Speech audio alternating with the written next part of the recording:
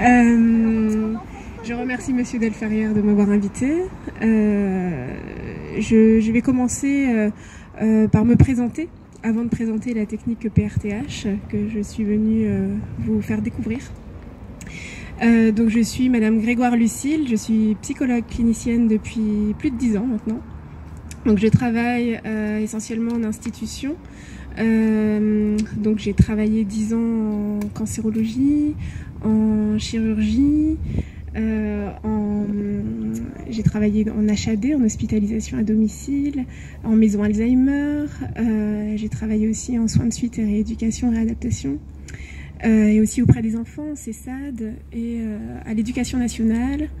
J'ai travaillé aussi en tant que formatrice sur divers sujets, et puis en qualité aussi de responsable de comité d'éthique dans différents hôpitaux. Alors essentiellement dans le Nord et dans l'Est. Et donc je me suis pendant ces 10 ans beaucoup intéressée à d'autres approches qui m'ont intéressée dans l'idée du fonctionnement de l'humain. Donc toujours l'idée d'aller chercher un petit peu plus loin comment nous sommes constitués et comment nous fonctionnons. Donc je me suis notamment formée en naturopathie et en iridologie pour ceux qui connaissent. Et puis d'autres techniques encore de type thérapie brève, donc qui sont assez complémentaires de ce que je fais. Et donc c'est dans ce cadre que j'ai découvert donc le PRTH. Alors le PRTH, c'est une technique de rééquilibrage en fait. Donc l'idée, c'est de traiter les troubles et les traumatismes par balayage oculaire. Donc les troubles et traumatismes physiques et psychologiques. Donc je vais vous détailler un petit peu ce qu'est la méthode. Donc dans l'idée, peut-être un historique avant quand même. Donc ce sont des thérapies, des techniques que peut-être vous avez déjà entendues. Par exemple, il y a le MDR qui existe. Peut-être certains d'entre vous ont déjà testé, oui. Donc l'idée, c'est que toutes ces techniques-là de balayage oculaire, comme on demande souvent l'hypnose, voilà, est-ce que c'est la même chose? Donc effectivement, on est sur des thérapies voisines, mais qui prennent toutes leurs origines d'une façon ancestrale en fait. Ça date des chamans en fait, tout ça. C'est-à-dire qu'à l'époque, on traitait divers soins en fait avec ces méthodes-là, puis elles ont été remises au goût du jour dans les années 90 par le MDR notamment, et puis avec les attentats, avec notre actualité, on en a beaucoup plus entendu parler. Donc les techniques ont fleuri un petit peu comme ça. Alors il faut savoir que le PRTH, ça date de 2001. Donc c'est pas non plus tout neuf, mais c'est quand même nouveau, dans le sens où elle évolue tout le temps. C'est une technique qui a été, comment dirais-je, qui a une rigueur dans sa démarche et dans son application.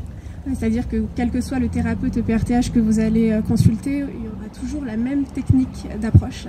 Et il existe donc des phases d'intégration supplémentaires que je vais vous expliquer. Ce qui est la grande différence avec les autres techniques qui sont connues également. Alors, je vais vous expliquer un petit peu, on va rentrer dans le vif du sujet.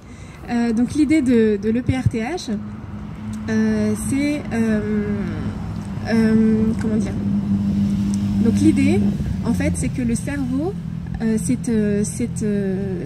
enrichi, c'est constitué par enrichissement. C'est-à-dire qu'à la base, on a ce qu'on appelle le cerveau reptilien, qui est le cerveau de notre survie. Donc c'est ce qui permet de...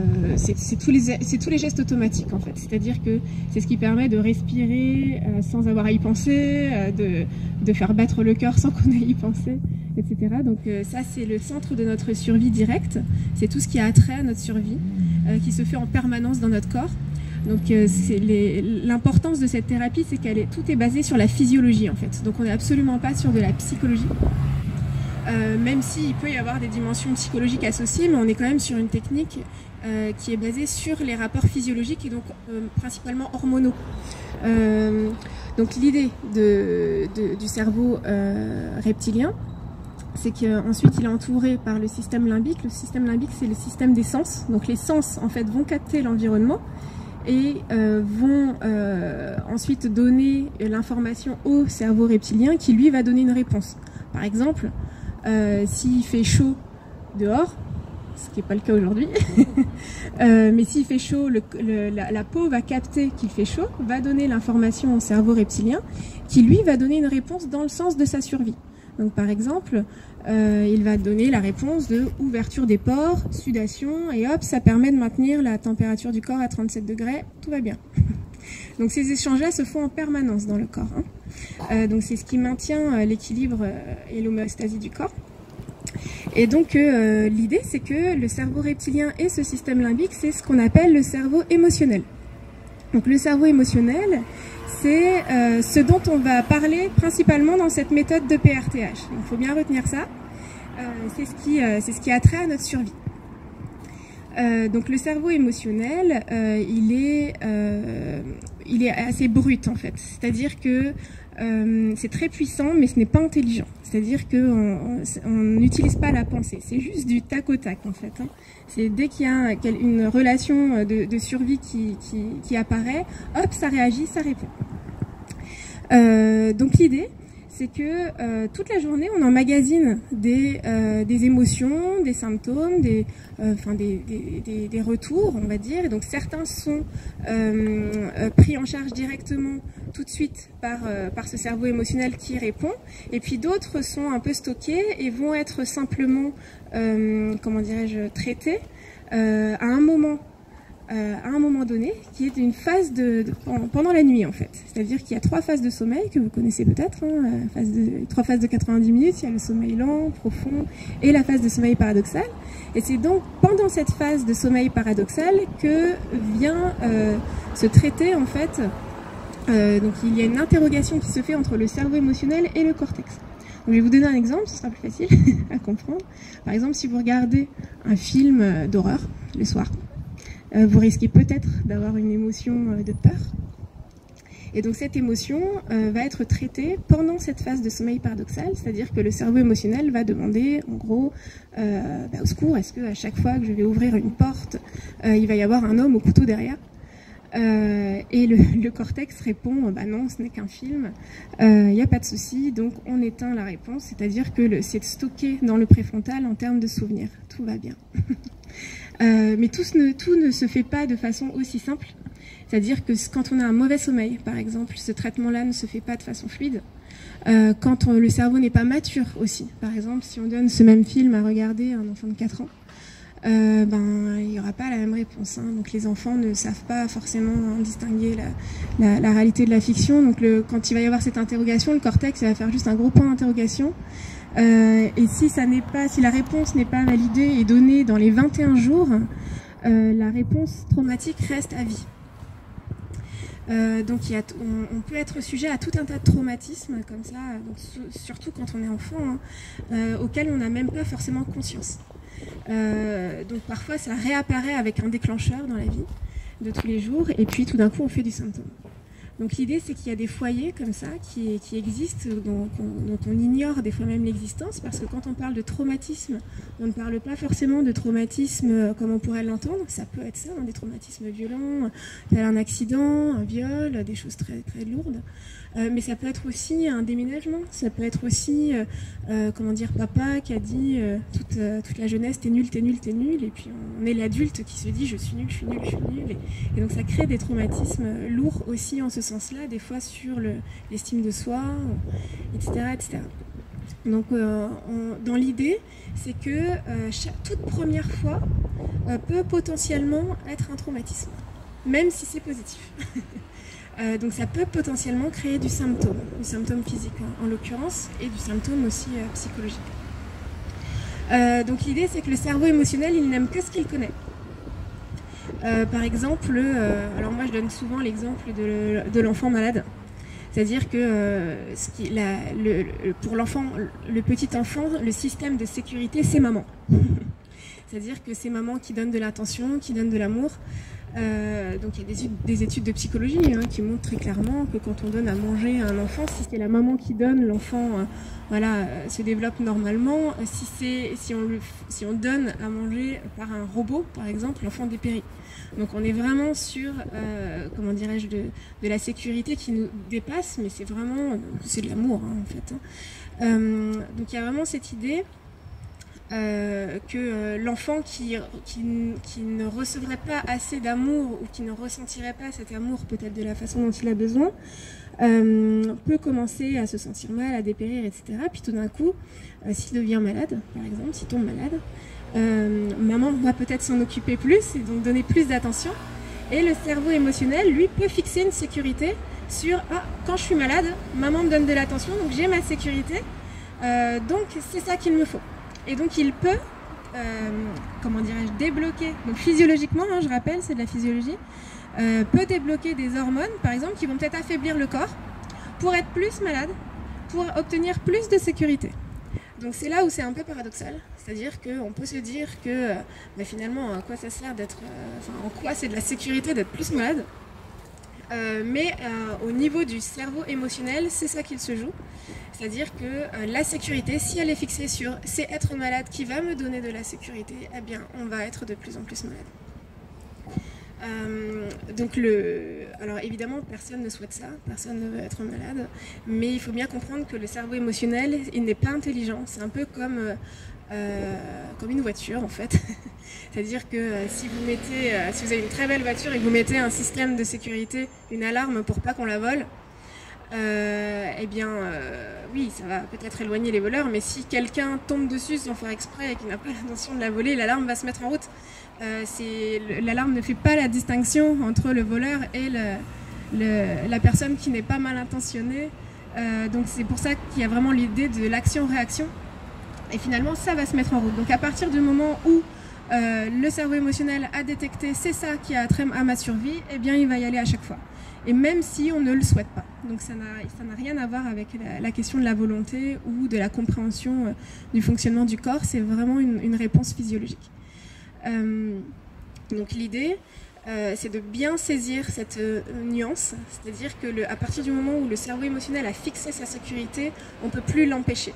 Donc l'efficacité de la méthode que je vous propose aujourd'hui, c'est ça, c'est de rentrer en connexion avec ce cerveau émotionnel et de modifier la réponse à ce niveau-là en fait. Donc le balayage oculaire, en réalité, c'est pendant la phase de sommeil paradoxal dont je vous parlais tout à l'heure, là où se crée l'échange entre le cerveau émotionnel et le cortex, il se crée naturellement un balayage naturel, c'est-à-dire les yeux droite-gauche sous les paupières. Et donc l'idée, c'est de recréer ce balayage de façon artificielle. Donc c'est moi qui le crée avec les personnes. Et le cerveau, du coup, est tronqué. Et il se croit en phase de sommeil paradoxal. Et donc il recrée ce pont en fait de façon artificielle. Et donc on peut modifier les réponses de cette façon-là, en fait, les réponses du corps. Donc chez un enfant, par exemple, c'est très manifeste, c'est-à-dire qu'on modifie carrément la réponse. Chez une personne plus adulte, et en fonction des problématiques, c'est vraiment le balayage en lui-même qui va amener à la modification du comportement à problème à la base. Et donc ça se fait par la personne reconnecte en fait à son traumatisme initial, parce que ce n'est pas toujours aisé de comprendre d'où vient le foyer en fait du traumatisme. Et donc c'est le cerveau émotionnel pendant la séance qui lui-même va donner les réponses à ça. Donc à travers le symptôme parfois. Donc pendant une séance par exemple, il n'est pas rare de voir une personne faire beaucoup de symptômes, donc les symptômes associés au traumatisme initial, et c'est comme ça qu'on remonte petit à petit le fil en fait. Donc pour expliquer comment se passe une séance, donc les séances durent 1h30.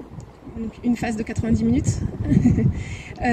Et donc on a ce qu'on appelle une phase d'ancrage. Donc il y a des questions spécifiques qui sont posées au début de la séance pour savoir un petit peu l'histoire de la personne, c'est-à-dire de comprendre un petit peu comment les choses se sont déroulées et avoir déjà une notion, une compréhension de la façon dont les choses ont pu se créer par elles-mêmes. Mais on peut aussi se tromper, donc c'est important d'aller vérifier à travers la méthode où on en est. Et donc petit à petit, on va aller chercher finement à travers les symptômes et à travers la façon dont la personne réagit, et on va aller lever ce foyer et donc modifier l'information. Donc c'est ce qu'on appelle du rééquilibrage. Et donc concrètement, pendant une séance, donc tout est cadré pour que le cerveau émotionnel soit en sécurité, c'est-à-dire que ça va jusqu'à la position du fauteuil, jusqu'à l'orientation en fait par rapport à la porte, etc. Donc tout est étudié, tout le cadre est fait et étudié pour que la séance se déroule de la façon la plus efficace possible. Et donc on est sur une thérapie brève, c'est-à-dire qu'elle est efficace en très peu de temps. Alors j'ai moi-même testé ces méthodes, hein, c'est-à-dire que tout ce que je propose à mes patients, je les ai testés moi-même. Et donc j'ai été vraiment bluffée par cette technique, c'est-à-dire qu'en une séance, c'était réglé. Et donc on a les effets immédiats, c'est-à-dire que dès la première séance, on a de toute façon des bénéfices par rapport à cette séance, et donc souvent c'est lié au sommeil, c'est-à-dire que ça commence par avoir un meilleur sommeil. Et dans l'idée de la fibromyalgie, hein, il y a vraiment des problématiques de sommeil qui sont très lourdes. Donc moi je suis en train de traiter une personne qui a une fibromyalgie en ce moment. Et donc on est à sa deuxième séance, et la première, il y a déjà eu des effets très positifs par rapport au sommeil. Donc ce qui lui permet du coup d'être en meilleure interaction dans cette phase de sommeil paradoxal déjà. Et donc de poursuivre le travail petit à petit. Qu'est-ce que je peux vous dire d'important d'autre? Oui, donc la séance en elle-même, c'est donc des phases de balayage, alors balayage et tapotage, et la personne va ressentir du symptôme. Alors, ce que la personne ressent en réalité, c'est ce qu'a intégré vos sens au moment du traumatisme. C'est-à-dire que quand il y a un traumatisme, alors, ou un événement qui a créé du symptôme, on a intégré en fait souvent tout ce qui, on a capté inconsciemment dans l'environnement certaines choses. Par exemple, si vous avez un traumatisme alors que quelqu'un est en train de faire cuire du poulet à côté, par exemple, bah, il se peut que vous ayez intégré cette, cette sensation, et pendant une séance, il est possible que vous sentiez l'odeur du poulet, par exemple. C'est possible. Ou que vous ressentiez une douleur, par exemple. Une douleur qui a été associée à ce moment-là. Ou que vous ressentiez quelque chose de complètement... qui est complètement fou. En réalité, c'est vos sens qui le ressentent, ça ne veut pas dire que c'est présent dans la pièce. Donc moi, je ne le ressens pas, par exemple. C'est la personne qui me le dit.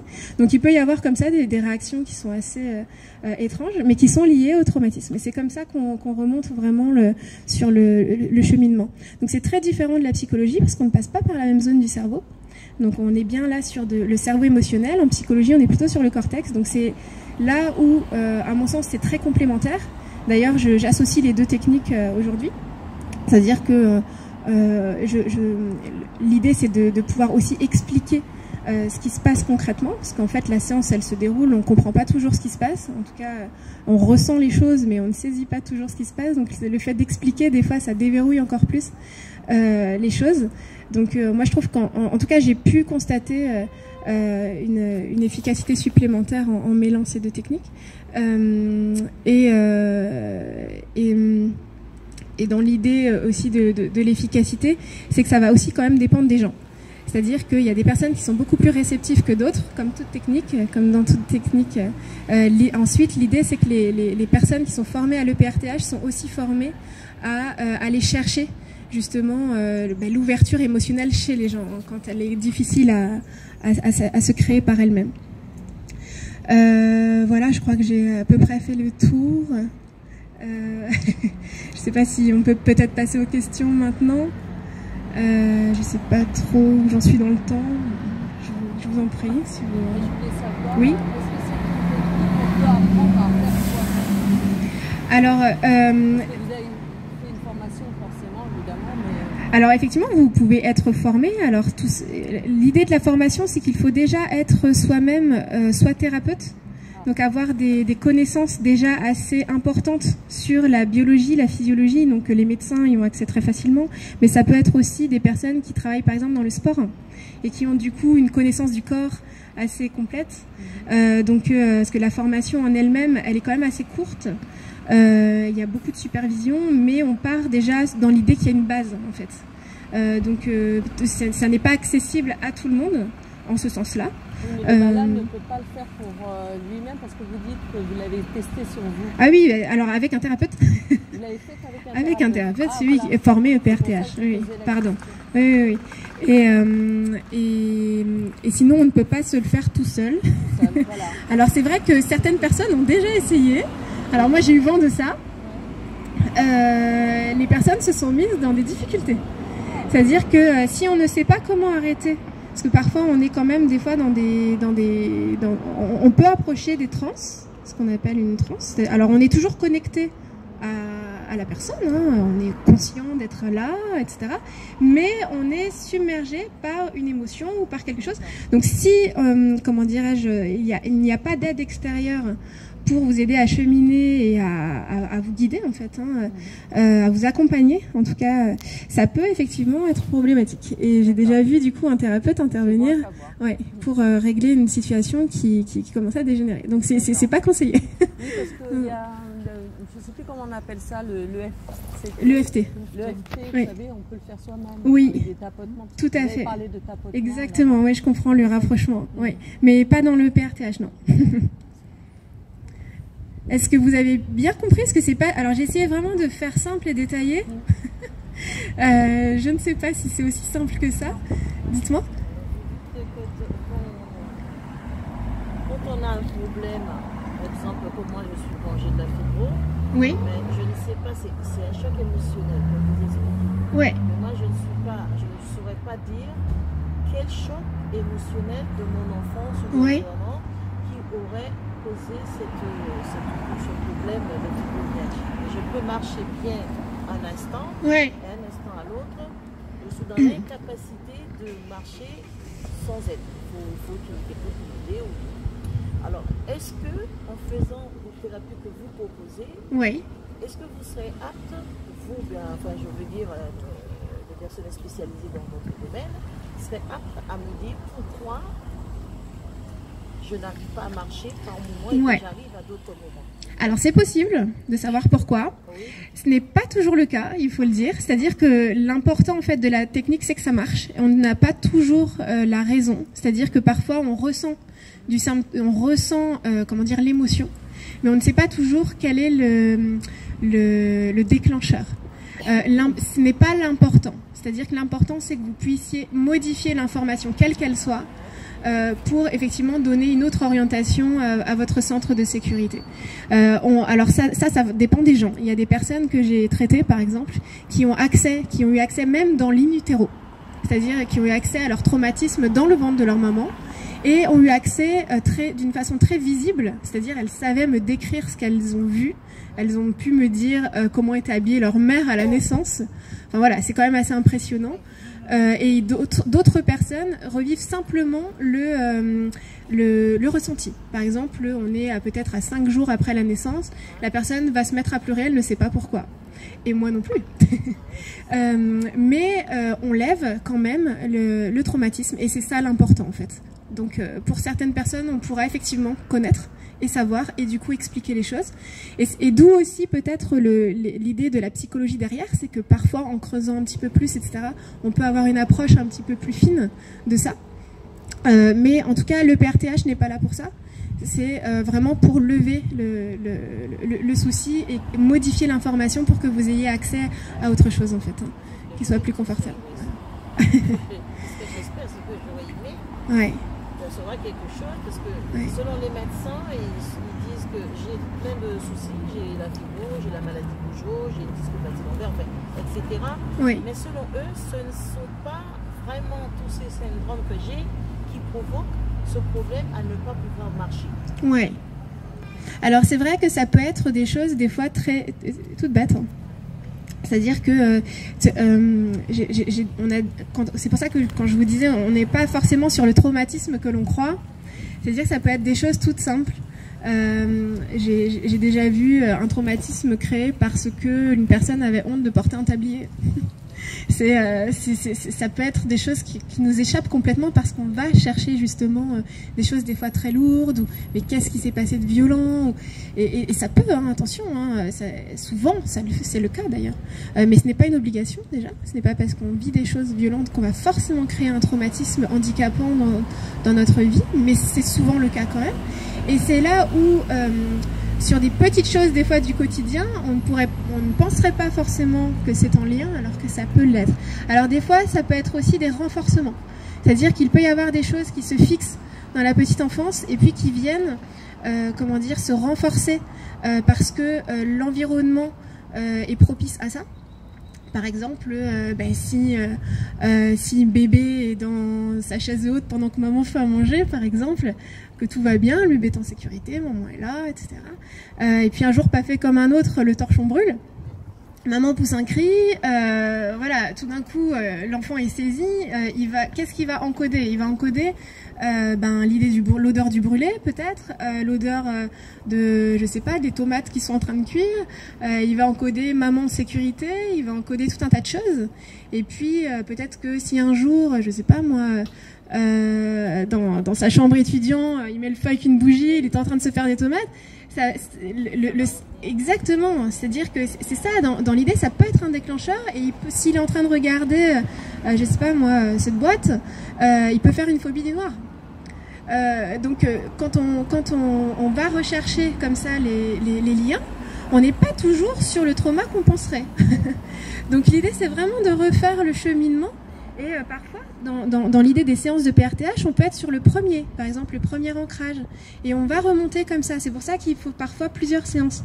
Alors on n'est pas non plus sur... on est en moyenne autour de 4 séances. C'est-à-dire qu'on peut lever en une. Donc pour des traumatismes, par exemple, qui sont spontanés. Donc paradoxalement, ce sont les traumatismes les plus lourds. Par exemple, un viol, un accident, quelque chose de très grave, mais spontané, c'est-à-dire une fois. Ça peut être levé en une séance. Par contre, des choses un petit peu plus lourdes, un petit peu plus lancinantes, hein, je vous parlais du papa qui dit t'es nul, des choses qui sont plus ancrées. On est sur des séances plus nombreuses et on peut aller des fois jusqu'à 7, hein, moi j'ai déjà fait. Mais on reste quand même dans la thérapie brève, c'est-à-dire qu'on n'est pas sur des années de séances comme en psychologie. Donc quelque part, alors ce sont des séances qui sont plus chères, faut le savoir, mais moins nombreuses, donc quelque part c'est plus rentable. Ça, faut quand même le dire. Et surtout, effectivement, il n'y a pas forcément cette démarche. Le travail n'est pas le même. C'est-à-dire que quand quelqu'un vient en séance de psychologie, par exemple, il fournit un travail. Là, dans l'idée de l'EPRTH, on vient presque avec l'idée de je vais peut-être revivre un trauma, ça va peut-être être difficile, la séance, elle va peut-être être lourde, mais elle est levée. Donc on n'est pas du tout sur le même rapport, sur le vécu. Le vécu n'est pas du tout le même non plus. On est sur quelque chose de très différent, mais qui peut être, vous voyez, parfois complémentaire. Et moi, ce que vous m'avez dit m'a fait penser à quelque chose, que je vais vous le dire. Il y a des études qui ont été faites sur les personnes qui sont schizophrènes, et donc qui ont montré que quand la personne passe d'une personnalité à l'autre, du coup, elle fait des symptômes différents. C'est-à-dire que d'un instant, elle peut, par exemple, je sais pas moi, avoir des problématiques au niveau du cœur, et puis quand elle passe à la personnalité, à l'autre personnalité, tout d'un coup, elle ne les a plus. Par contre, elle va faire d'autres symptômes. Et ça, c'est vraiment intéressant pour voir que le corps peut se transformer comme ça, hein, au niveau de la physiologie d'un instant à l'autre, et ça échappe complètement à ce qu'on connaît au niveau médical.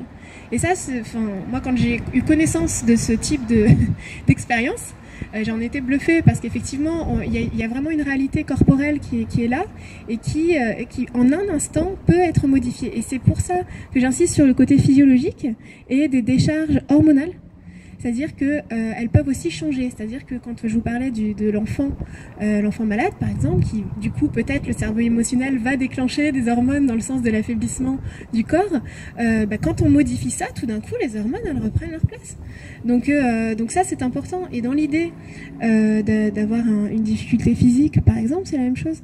C'est-à-dire que tout d'un coup, si alors dans l'idée, on est dans la reproduction de schémas. Donc si papa, par exemple, je sais pas moi, a un handicap, je sais pas moi, du mal à respirer, ou c'est compliqué, du coup l'enfant va se dire en fait mon modèle paternel pour être un homme, c'est ça. Le petit garçon, lui, il va peut-être se dire du coup, le cerveau émotionnel, hein, je parle toujours de cerveau émotionnel, va se dire pour être un homme, il faut que je sois comme papa.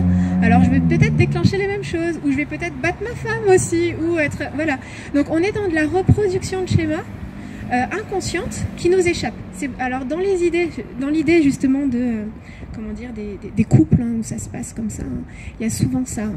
C'est-à-dire que quand par exemple quelqu'un va battre sa femme, souvent c'est un enfant qui a été battu ou qui a vu sa mère être battue. Pareil pour un violeur, hein, souvent ils ont été violés eux-mêmes. On est vraiment dans de la reproduction de schémas qui nous échappent. Et ça, c'est vraiment important à comprendre parce que on peut aussi le modifier. C'est-à-dire que, en tout cas, à travers ces méthodes-là, c'est vraiment ce qui est proposé. c'est d'aller chercher, comment dirais-je, à ce niveau-là du cerveau, donc au niveau du cerveau émotionnel en lui-même, ce qui peut être modifié, ce qui a été pris, ce qui a été mis comme une sécurité, et de la lever en fait. Et donc l'idée, c'est d'enlever la charge émotionnelle des traumas. C'est-à-dire que ce n'est plus qu'un souvenir. Il n'y a plus de charge émotionnelle associée au traumatisme.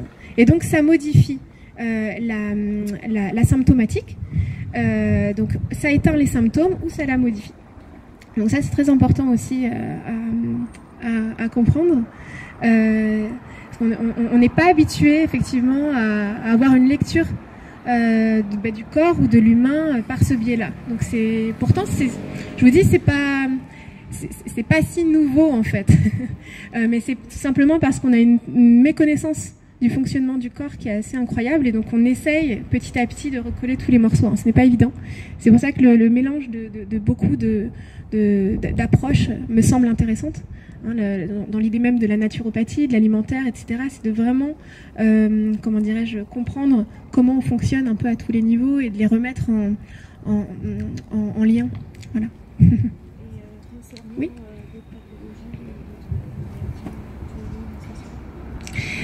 Dans l'idée de la maladie auto-immune, on est vraiment sur ce cas de figure. Quand je vous parlais de l'enfant malade, par exemple, souvent c'est ce qui se passe. C'est-à-dire que l'idée de la maladie auto-immune, c'est que je ne supporte plus, on va dire, le corps dans la physiologie ne reconnaît plus son propre fonctionnement en fait, et l'attaque, se met à l'attaquer, donc à s'auto-attaquer. Donc on est souvent effectivement sur en tout cas on peut être sur ce même type de problématique de départ, effectivement avec un cerveau émotionnel qui fixe les choses au mauvais endroit en fait. Voilà. C'est un peu la même chose. Ouais.